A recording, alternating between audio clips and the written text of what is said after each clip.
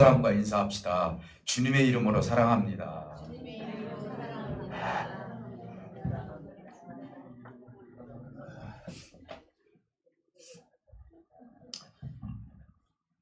할렐루야. 예, 교회에서 교제는 굉장히 중요합니다.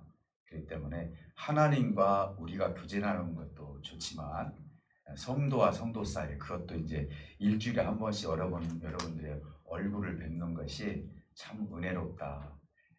또 이렇게 아름다운 모습으로 뵙게 돼서 다시 한번 축복하는 마음으로 오늘 하나님 말씀을 전하기를 원합니다. 그래서 오늘은 이 구원의 무게, 여러분 이제 구원받은 거에 대해서 여러분들은 어느 정도로 가치를 두고 계시는지, 그리고 무게로 달아본다면은 이 구원의 무게는 얼마나 무거울까? 무겁다라는 것이 어떤 부정적인 생각으로 하는 것이 아니라 얼마나 가치가 있을까? 이런 부분에 대해서 오늘 하나님이 우리에게 주시는 구원관에 대해서, 그럼 우리는 이 구원을 받을 때 무슨 공로가 있어서 받은 건 아니잖아요.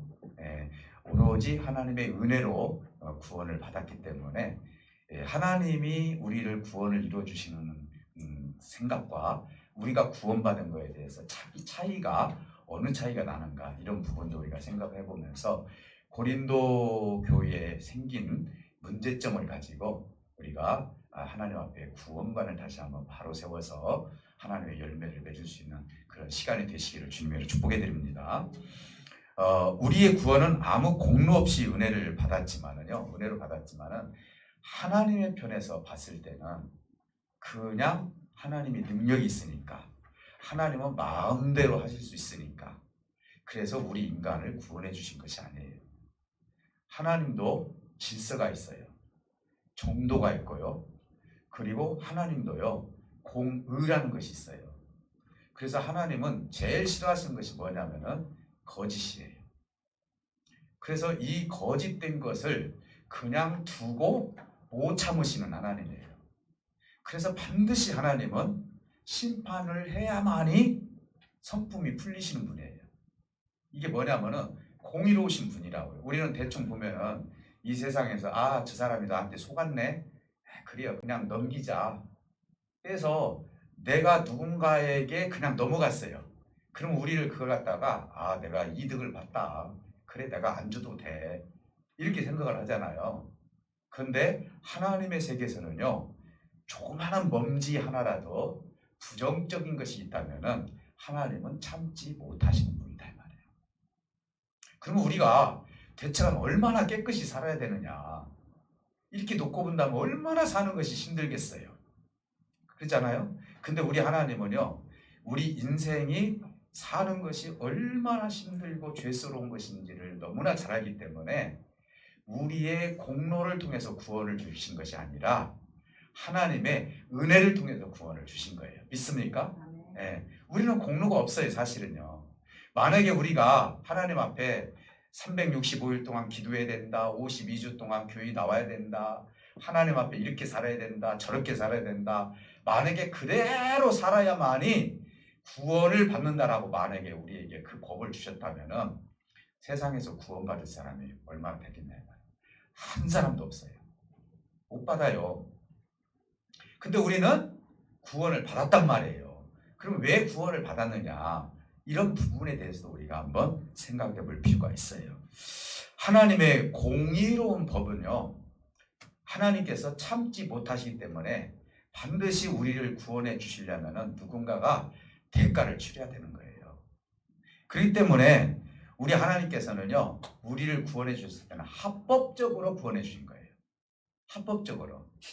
우리가 보통 세상에서 살다 보면은 권위가 있고 권세가 있고 그러면은요, 부정적인 것도 적당히 넘어가는 경우 있잖아요. 내가 높은 사람 알아. 내가 높은 사람 알으니까 저 사람이 눈만 한번 감아주면은 그러면 끝이야, 이러면은 그냥 넘어가잖아요. 근데 우리 하나님은요, 스스로가 그런 부정적인 것을 도무지 넘길 수 없는 하나님이에요.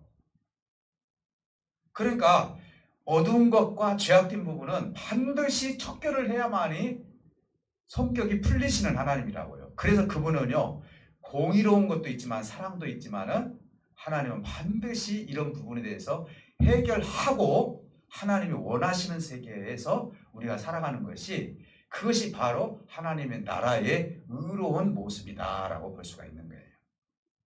사랑하는 성도 여러분, 그래서 성경은 로마서 3장 25절에 뭐라고 얘기를 했냐면은 우리 하나님은 화목제물로 드렸다 이렇게 얘기를 해요. 자, 왜 화목제물로 드렸느냐? 우리는요, 죄 때문에 하나님 아버지와 우리가 도무지 하나가 될 수 없어요. 왜요? 하나님은요, 공의로우신 하나님이기 때문에 우리의 죄악된 모습을 보고 받아들일 수가 없는 거예요. 그런데 로마서에서 보니까 우리 하나님께서 그 하나님과 우리 사이의 화목을 위해서는 반드시 제물이 필요해요. 그 제물이 인간에게 제물을 둔 것이 아니라, 짐승에게 제물을 둔 것이 아니라 하나님이신, 하나님 자체이신 독생자 예수 그리스도가 제물이 되었다는 것이죠. 이게 얼마나 위대한 일이에요. 그래서 우리 하나님이신 예수님이 이 땅에 오셔서 화목제물로 드림으로 말미암아 우리가 누구와 화목이 됐어요? 하나님 아버지와 우리가 하나가 될 수 있는 길을 예수님께서 열어주셨다는 거예요. 믿습니까? 지금 아마 우리 60대나 50대 후반이나 70대, 80대 되신 분들은 옛날 교회 강대상을 여러분 생각해 보면은요, 기억이 날 거예요. 강대상에 주로 색깔이 무슨 색깔이었어요? 꽃자주 색깔이었잖아요. 그리고 가운데는 무슨 색깔이었어요? 하얀색이었죠. 그리고 가운데는 뭐가 있었어요? 십자가가 있었죠. 이게 우리가 생각할 때는 그냥 했는갑이다 했는데 사실은요, 의미가 있는 형태였어요. 왜 그러느냐? 예수님께서 십자가에서 못 박혀 죽으실 때 6시간 동안 못 박혀서 물과 피를 흘리시고 죽어주셨을 때 운명하는 그 순간에 성전에 성소와 지성소 사이에 성막이 찢어졌어요. 우리가 그 성막센터 한번 다녀오셨죠? 우리 여전도에서. 그 두께가 어느 정도인지 여러분 상상을 해봤죠? 그대로 1대1로 해서 만들어 놨잖아요. 사람 힘으로 못 찢어요. 근데 찢어진 것이 보통 우리가 높으니까 사람이 칼로 해가지고 양쪽에서 잡아 다녀야만 찢어지잖아요. 그것도 상식적으로 생각할 때 사람 힘으로는 찢어지지가 않습니다. 근데 성막이요, 위에서 아래로 찢어진 거예요. 예수님께서 죽은 그 순간에 지성소 대제사장이 1년에 한 번씩 들어와서 살지 죽을지도 모르고 그 안에 들어와야 되는데, 이제는 그 자리를 갖다 어떻게 했어요? 완전히 하나님께서 찢어버리고 이제는 성소가 됐든 지성소가 됐든 하나로 통합을 해버린 거예요. 이 말은 뭔 말이냐? 아들이신 예수님이 죽는 순간에 우리 사람과 하나님이 화목제가 됨으로 말미암아 이제는 서로 통용할 수 있는 길을 예수님께서 열어주셨다. 이것이 로마서에서 지금 얘기를 하고 있는 거예요. 지금은 우리가 현대의 사회이기 때문에 그런 어떤 강대상이 그런 모습이 없지만 지금도 강대상 그렇게 있는 교회가 있어요. 그래서 성막을 그렇게 표식을 해놨어요. 자, 골로새서 1장 21절에서 22절에 보니까 흠이 없는 것으로 대가를 치렀다고 그랬어요. 우리 예수님은 이 땅에 오셔서 33년 동안요, 흠이 없이 살으셨어요. 율법을 다 지키셨고요. 그렇잖아요? 정말 죄 하나 없이 이 땅에서 육신을 입었지만 완전한 인간으로 이 땅에서 사셨어요. 어떻게 우리가 완전한 인간 살 수 있어요? 원래 아담이 완전한 인간으로 만들어 주셨잖아요. 근데 선악과를 따먹으면서 불완전한 인간이 됐죠. 죽음이 왔잖아요. 그래서 두 번째 아담이신 예수님이 이 땅에 오셔서는 완전한 인간으로 오셔서 33년 동안 완전한 인간이 무엇인지를 우리 주님께서 우리에게 보여주신 거예요. 근데 우리는 그렇게 완전한 인간으로 살 수가 없었어요. 그러니까 우리 주님이 이 땅에 오셔서 완전한 인간으로, 그리고 아무 죄도 없는, 그래서 이것이 제물이 되어서 하나님 앞에 십자가에서 제물로 죽어주시니 하나님께서 그 공의로운 것을 받아주시고 그때서 우리 인간의 죄를 당신의 아들을 통해서 용서하기 시작을 하는 거예요. 믿습니까? 그러니까 우리 주님의 공로가 얼마나 큰지 모른다니까요. 물론 구약 성도들은 오실 예수님을 믿었기 때문에 죄사함을 받았지만은 우리는 앞으로 오실 예수님을 믿고 있지만 어쨌든 우리를 위해서 십자가에서 못 박혀 죽어주신 그리고 아무 흠도 없는 제물로서 죽어주셨기 때문에 하나님의 무엇을 이뤘느냐? 공의를 이루신 거예요. 공의를. 그래서 우리 주님이 아버지가 만족해 하신 거예요. 여러분 생각해 보세요. 내가 능력이 있는데 아들을 이 땅에 보내서 죽일 필요 없잖아요. 안 그래요? 다 우리 얼마든지 구원할 수도 있잖아요. 그런데 하나님의 공의는 그것을 절대로 허락할 수가 없다는 것이죠. 그러니까 얼마나 깨끗하신 분이냐 이 말이에요. 그분의 이름으로 우리가 구원을 받았다는 것. 자, 그래서 오늘 합법적인 예수님께서 구원을 이뤄주신 거예요. 우리는 그냥 은혜로 받았으니까 이 구원의 무게가 가벼운 것처럼 느껴질지 모르지만은요, 실질적으로 우리 하나님께서는 합법적으로 우리를 구원으로 십자가에서 죽으심으로 말미암아 우리 생명을 사셨다 이 말이에요. 그분이 죽어주시지 않았다면은 우리는 구원의 바늘에 설 수가 없었어요. 그래서 오늘 이 고린도 교회의 문제점을 가지고 예수님께서 살과 피를 찢기시면서 이제 십자가에서 죽기 전에 성찬식을 하게 되는데 이 성찬식이 이제 고린도 교회에서는 애찬으로 나누면서 사도 바울 선생님이 고린도 교회에 큰 문제점이 하나가 생겼어요. 그래서 그 문제점을 갖다가 성찬식과 연결지어 가지고 오늘 이 말씀을 주신 거예요. 그걸 우리가 한번 생각해 보도록 하겠습니다. 고린도 교회가 애찬과 성찬을 같이 하는 의미로 사도 바울 선생님이 이야기를 해주신 거예요. 자, 우리가 예배가 딱 끝나고 나면은 보통 이제 바쁘신 분들은 집으로 가시잖아요. 근데 식당에 가서 우리 애찬을 나눕니다. 근데 그 애찬이 우리가 봤을 때는 단순한 식사 시간이 아니라니까요. 그래서 우리가 중식을 먹읍시다가 아니라 예찬을 함께 나눕시다라고 이렇게 얘기하잖아요. 이 모습을 이 고린도 교회에서 거의 매일 했어요. 그때 당시는요, 물건도 통용을 했고요. 그 다음에 가난한 사람들을 위해서 부한 사람들이 자기 재산을 팔아가지고 도와주기도 하고요. 그런데 이것이 꾸준히 갈까요? 그렇게 갈 수가 없었어요. 그러다 보니까 무슨 편이 생겼냐면은 부자가 따로 모이는 편이 생겼고 가난한 사람들은 좀 무시를 당하는 그런 일들도 생겼고 이러면서 편협한 생각이 고린도 교회에서 생기기 시작을 한 거예요. 편협한 생각이. 좀 덥죠? 네, 좀 꺼주셔야 됩니다. 여러분 한번 생각해 보시기 바랍니다. 처음에는 좋았어요. 그런데 무슨 일이 벌어졌냐면은 이제 애찬을 먹을 때 거의 하루에 한 번씩 만나서 지금 먹어요. 좀 밥을요. 무엇이 됐든지 먹는데 거기에 부한 사람들은 무엇도 내고 반찬도 만들어고 오늘날로 보면 그럴 거 아니에요. 또 물질도 좀 해가지고 그 많은 사람들을 애찬을 좀 나누자 이렇게 하면서 맛있게 먹으면서 교제를 나누는 거예요. 그런데 하루는 사도 바울 선생님이 딱 보니까 자기네들끼리 맛있는 것을 먹고 가난하고 시간이 늦은 사람들은 교회에 와봤자 먹을 것이 없었어요. 다 없애버린 거예요. 그러다 보니까 가난한 사람들은 교회에 가서 그래도 내가 한 끼라도 내가 먹어야 되겠다 라는 생각을 가지고 갔어요. 지금 우리가 먹는 이 예찬하고요, 지금은 우리가 식사 시간 3끼 또박또박 다 찾아 먹잖아요. 근데 한번 생각해 보시기 바랍니다. 그때 당시 우리가 밥을 먹는다라는 그 의미를 생각해 본다면 굉장히 어려운 시대란 말이에요. 우리가 이 동남아시아만 가도요, 보통 설날이나 추석날 되면은 우리 선교위에서도 예찬을 나눌 수 있도록 이제 선교비를 보내가지고 그곳에서 선교사님들 다 불러가지고 이제 식사를 해요.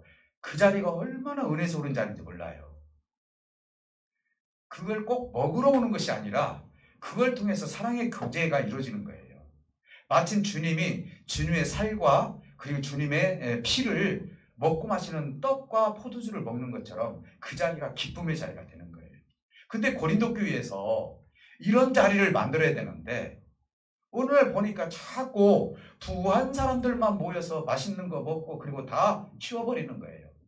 그러다 보니까 가난하고 없고 또 힘들어 하시는 분들은 그 교회에서 이제 문제가 생겨서 분쟁이 일어나고 가는 거예요. 나는 자존심 상해서 교회를 못 나가겠다 하는 사람도 생길 것이고, 그래 부한 사람들끼리 한번 먹어보라고 그래. 여러분 보통 보면 그렇게 얘기하잖아요. 그 자기의 마음에 이 상처를 받으니까 이런 얘기들이 서로 돌다 보니까 교회에 문제가 생긴 거예요. 그래서 사도 바울 선생님이 이래서는 안 되겠다 해가지고 오늘 말씀을 통해서 예찬과 성찬은 사실은 성격이 똑같은 것이다. 어찌 주님의 살과 피를 먹고 마시는 사람이 어떻게 차별을 둘 수가 있느냐.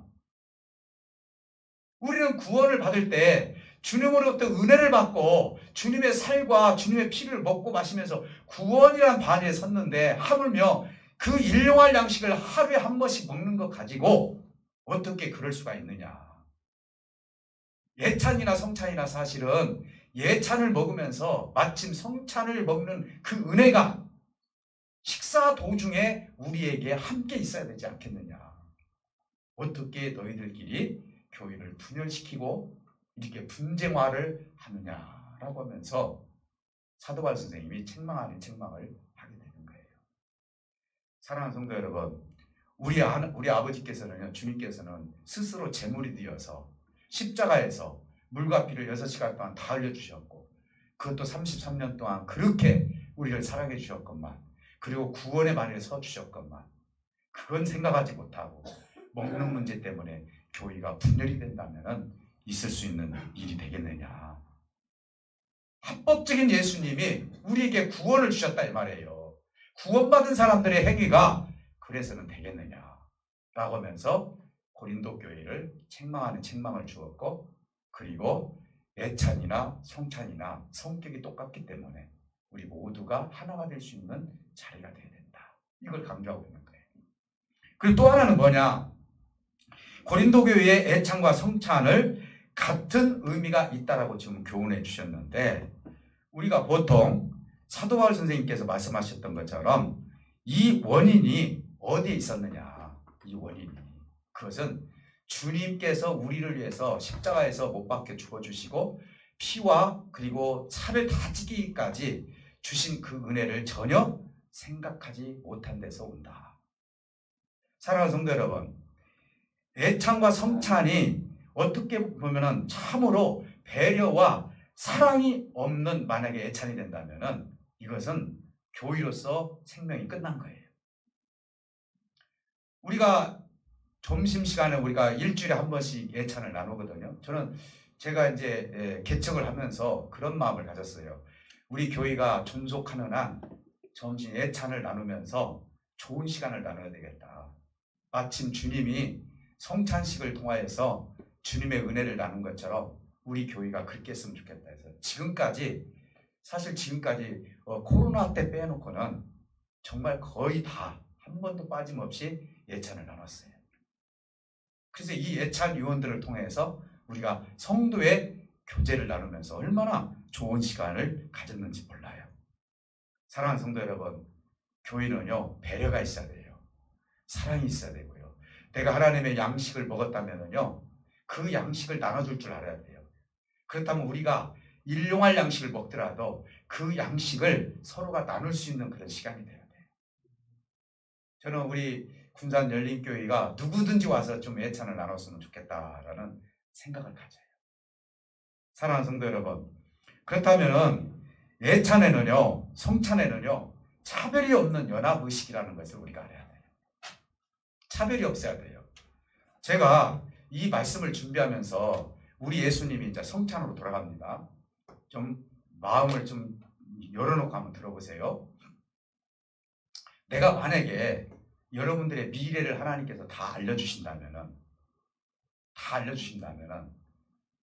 내가 그걸 놓고 기도하는 것보다도 판단을 더 많이 할 거예요. 판단. 그런데 예수님은요, 12제자의 미래를 너무나 잘 아셔요. 하나님이니까. 근데 성찬식을 할 때 12명이 다 참석했어요. 12명이 다 참석하시면서 뭐라고 말씀하시는 거니?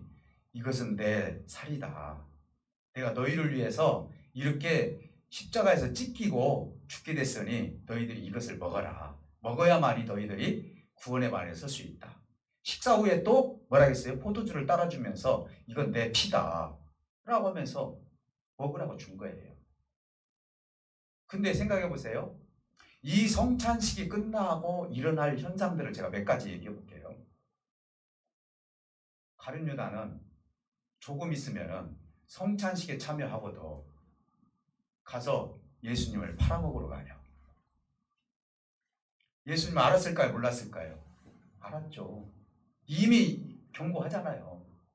알았음에도 불구하고 너 그런 사람이니까 성찬식 참석하지 마. 이랬습니까? 그래서 우리가 하나님의 은혜를 받은 사람들이 어떤 사람의 미래를 알게 되면은 괴로워요. 아, 저 사람은 저런 사람이구나. 그 판단이 먼저 서버리는 거예요. 그 내가 하나님이 되는 거예요. 차라리 하나님 나 안 보여줬으면 좋겠습니다. 그런 것은. 저도 그런 기도 안 해요. 하나님 그냥 있는 모습 그대로 사랑하게 해주시옵소서. 자, 베드로는 어떻습니까? 베드로는 예수님한테 뭐라고 장담했죠? 다른 제자들이 예수님을 배반할지라도 나는 절대로 배반하지 않겠습니다 했던, 장담을 했던 사람이에요. 그런데 성찬식 끝나고 몇 시간 지나고 나서 뭐라고 합니까? 나는 저 사람 알지 못한다. 나 저 사람 누군지 모른다니까? 그리고 저주하고 나왔다니까요. 그런 제자였어요. 나머지 제자는 어떻습니까? 주님 뒤에 쫓아가가지고 우리 선생님이다라고 한 사람 있습니까? 요한만 빼놓고는요, 나머지 다 도망가 버렸어요. 우리 예수님은 성찬식을 통해서 금방 이 제자들이 나를 배반하고 나를 떠나고 이런 제자들인데도 불구하고 어떻게 했습니까? 성찬식에 참여를 하게 했다. 그래서 저는요, 우리 주님의 마음이 왜 이렇게 큰지 모르겠어요. 정말 크잖아요. 아니 내일 나를 제 배반할 사람인데도 성찬식에 참여케 하시고 얼마나 감사합니까? 제자들의 잘못된 행위 이전에 성찬식을 시행했던 우리 예수님의 그 모습을 통해서 저희들이 배워야 될 것이 많이 있다. 우리는요, 심지어는요, 그 사람의 미래를 몰라도 판단하잖아요. 저 사람은 아주 폭력적인 사람이야. 저 사람은 어떻게 보면 참 세상에 나가서 잘못된 삶을 사는 사람이야. 우리가 먼저 섣불리 먼저 판단을 해가지고 그 판단하는 행위와 언어가 눈짓이 나에게 나타날 수 있다 이 말이에요. 정말로 큰 사람은요, 정말로 마음이 큰 사람은요, 그 사람의 모습을 통해서 요동하지 않는 거예요. 요동하지 않는 거예요. 요동하지 않는 그 사람 앞에 서 있는 사람은요, 그것을 통해서 깨닫는 거예요. 와, 저 사람이 분명히 내 마음을 알 텐데, 내가 어떤 사람인지도 알 텐데, 그럼에도 불구하고 저 사람 마음이 요동하지 않네. 대체간 저분은 누구를 믿기에 저럴까? 대체간 저 입에서는 왜 어찌하여서 저런 말만 나올까? 나한테 비방하는 말을 한마디도 하지 않네? 이게 뭐예요? 요동하지 않는 거예요. 주님의 마음을 갖게 되면요, 요동하지 않는 거예요.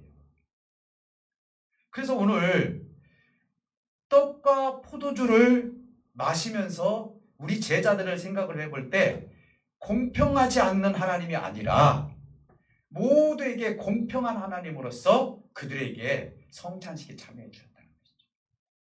어떤 사람들은 그렇게 얘기합니다. 아, 저 사람은 사랑을 참 하나님 많이 받는 사람이야. 이렇게 얘기를 해요. 천만의 말씀이에요. 아니에요.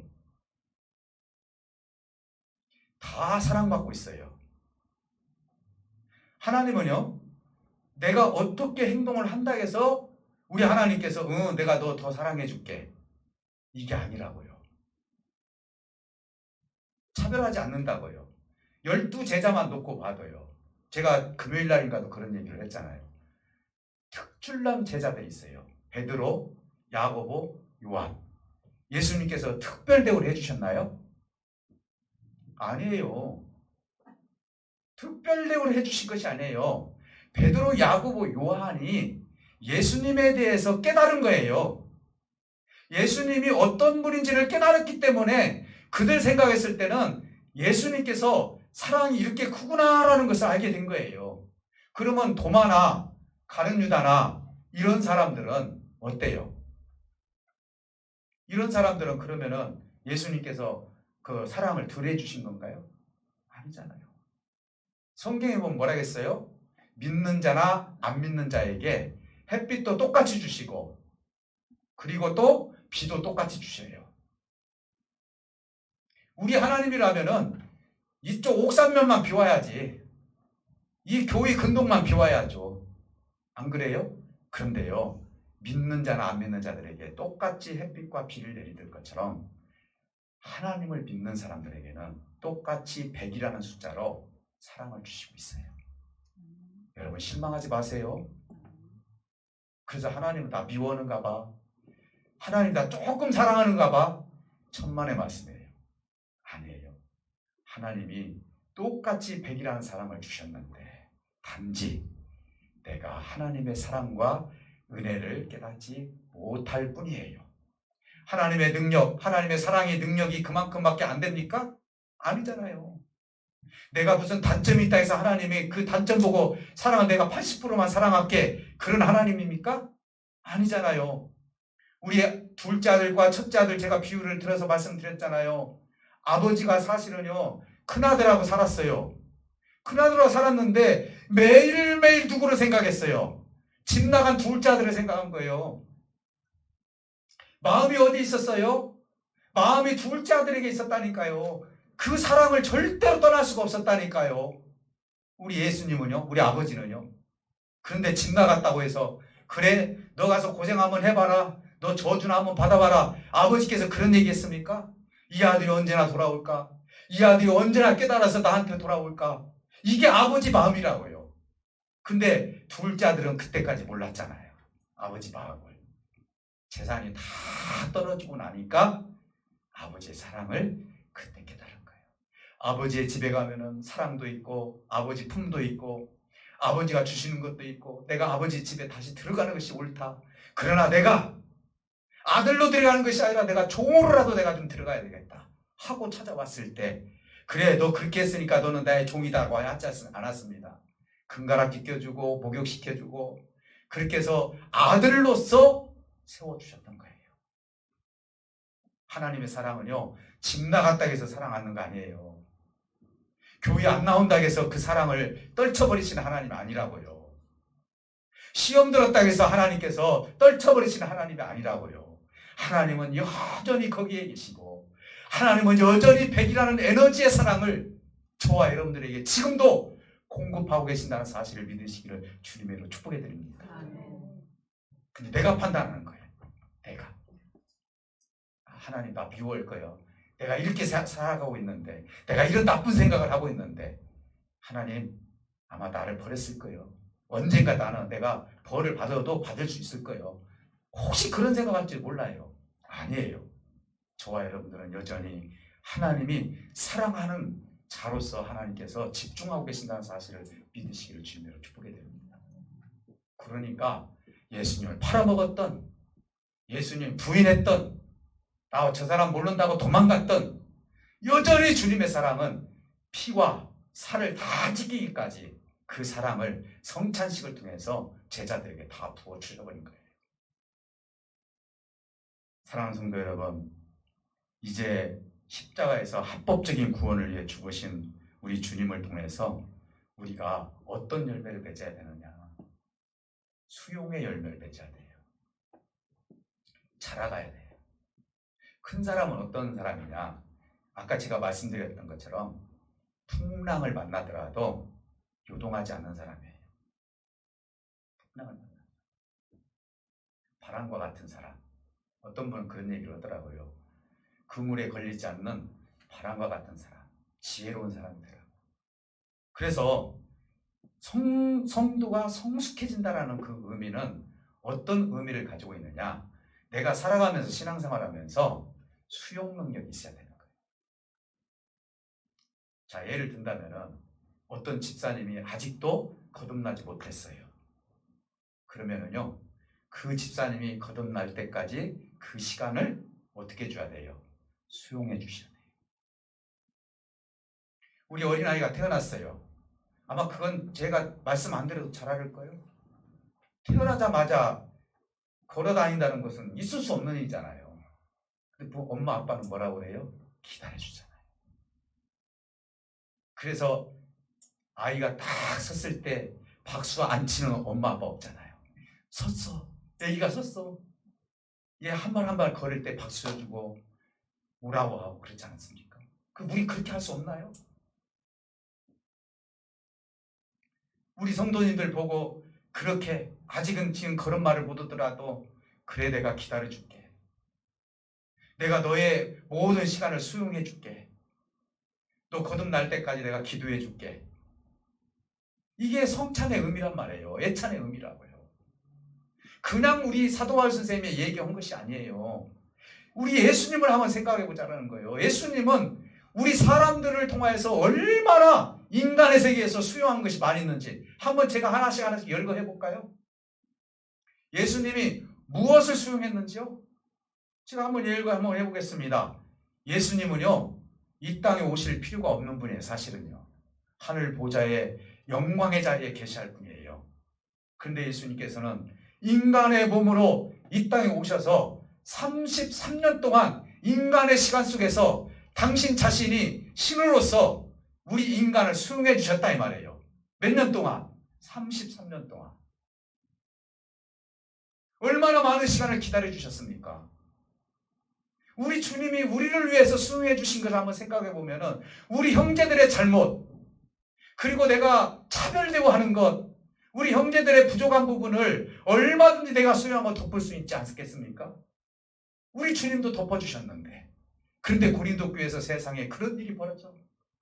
어떻게 가난한 사람들을 그렇게 차별할 수가 있어? 그 사람들의 자존심을 어떻게 상하게 만들어? 그리고 하나님의 사랑을 알지 못하게 만드냐고 이 말이죠. 정말 사도 바울은요, 화가 났더라도요, 이런 부분에 대해서 굉장한 책망을 해버린 거예요. 그것뿐만 아닙니다. 주님은요, 죽을 필요가 없는 분이에요. 우리가 죽어야죠. 육체를 입고 있는. 그런데도 불구하고 우리 주님은요, 인간이 죽어야 할 자리에서요, 그것도 그냥 자연히 죽은 것이 아니라 십자가에서 처절하게 죽는 그 모습을 통하여서 우리 인간을 위해서 죽음을 수용해 주신 거예요. 한번 생각해 보세요. 어떤 신이 인간의 죽음의 자리에서 죽은 신이 있는지 한번 봐보세요. 알라가 그랬습니까? 석가가 그랬습니까? 여러분 생각해 보세요. 어떤 신이 인간의 자리에서 죽음을 수용한 신이 있는가? 없잖아요. 저는요, 이 말씀을 생각하면서 주님께 더 감사했어요. 더 감사했어요. 주님이 없었다면 내가 어떻게 이 자리에 설 수 있었으며, 주님이 내 시간을 수용해 주지 않았다면 내가 어떻게 일어설 수가 있었을까? 세상에 죽음까지도 주님께서 수용해 주시는 주님이니, 그럼에도 불구하고 우리가 신앙생활하면서 화목하지 못하고 사랑하지 못하고 용서하지 못하고 그렇게 산다면 우리가 하나님의 사람으로서 어떻게 신앙이라고 할 수 있겠느냐? 주님은 우리를 위해서 십자가에서 죽어주셨건만은 우리는 작은 것 하나까지도 양보하지도 못하고 이기적인 삶을 내가 산다면 어떻겠습니까? 사랑하는 성도 여러분, 그래서 교회는요, 차별이 없어야 된다. 차별. 그래서 우리 성도님들이요, 아유 우리 군산 열린교회 갔더니 나 꼭 차별받은 것 같아, 이런 생각을 갖지 않도록 해야 되는 거예요. 교회 갔더니 내가 한번 가봤는데 얼마나 따뜻한지 모르겠어. 말 한마디라도 식사라도 하고 가시라고 하시지. 다음에 또 봬요.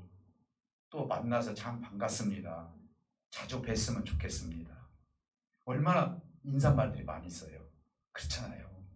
너는 너고 나는 나가 아니에요. 우리 찬송 이따가 그 찬송 부르겠지만은 우리는 한 피 받아서 한 몸을 이룬 사람들이거든요. 그렇잖아요. 이제 여기에 계신 분들을 다 어디로 옮겨져요? 하나님 나라에서 여러분들 얼굴, 그때가 어떤 얼굴로 변형될지는 모르지만은요, 그곳에서 영원히 저와 여러분들이 같이 살 곳이 하나님 나라 아니겠습니까? 그런데 지금 이 자리에서 하나님이 주신 그 천국의 모형을 우리가 잊어버려서는 안 되겠다 이 말이에요. 우리 교회가 참으로 천국의 모형을 그대로 간직할 수 있는 저와 여러분들이 되어서 이 교회를 통하여서 하나님의 나라가 더 확장되고, 이 교회를 통해서 정말 차별이 없고 그리고 무엇이든지 다 수용할 수 있는 그런 삶이 저와 여러분들에게 있음으로 말미암아 하늘의 흡족한 은혜가 우리 모두에게 넘쳐올 수 있는 복된 교회가 되시기를 주님으로 축복해 드립니다. 오늘 위로 받으시고, 여러분 뒤에 누가 계십니까? 하나님 계십니다. 하나님은 내 행위를 통해서 사랑하지 않는 거 아니에요. 내 행위가 어떠하든지 간에 내가 하나님을 믿는 그 순간부터는 잘했든 잘못했든 하나님의 사랑은 변한다? 절대로 변하지 않는 사랑이라는 거. 꼭 그것만 생각하시고 정말 하나님의 사랑 안에서 풍성한 열매를 맺어갈 수 있는 저와 여러분들이 되시기를 주님의 이름으로 축복해 드립니다. 우리 다 같이 기도하실 때 하나님께서 함께 해줄 줄 믿습니다. 아버지 감사해요. 오늘 우리가 하나님께서 주신 합법적인 구원을 통해서 우리가 주님의 십자가의 보혈의 피와 그리고 살을 통하여서 성찬식을 통해서 우리가 주님의 어떤 하나님이신지를 깨달았습니다. 오늘 시간 차별이 없는 삶, 성숙한 삶, 무엇인지 우리 형제 자매님들 수용하면서 주님의 뜻을 이룰 수 있는 그런 삶이 되게 달라고, 그리고 아픈 부에 손을 얹고 기도하십니다. 살아계신 아버지 하나님,